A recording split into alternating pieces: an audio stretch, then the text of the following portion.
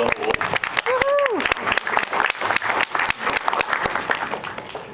what was your first exposure to turtles? You know. My first exposure was the comics. It wasn't the old animated show very much at all. I didn't see a lot of that until I had kids. Mm-hmm. But the comic, I was a huge comic geek, and unfortunately I still am. I just loved that first comic book. Can everybody hear? Can you hear?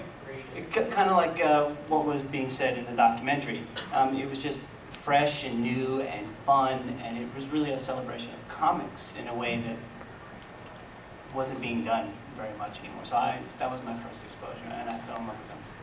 And when, after the old show went off the air, we let it kind of lay fallow for a little while, and then decided in 2001 or so to see if we could do a new TV show and relaunch and talk to you. We talked to a number of companies, including 4Kids, and pretty much without exception, the other companies wanted to do Fred Wolf TV series #2 with updated graphics maybe. Yeah. But you came to us and, without knowing Pete's view already, pitched us an idea from the comic side of things. What made you think that was the way to go versus all these other companies who wanted to do heavy humor, little bit of action, and almost no story?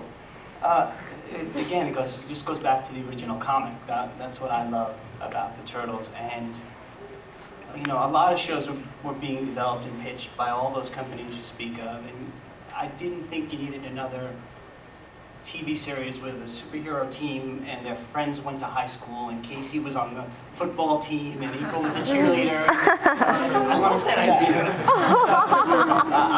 wanted to do the comic. There was all this great material that we could mine that hadn't been used in the original run of the show, and so why not do those stories and make use of all that great stuff?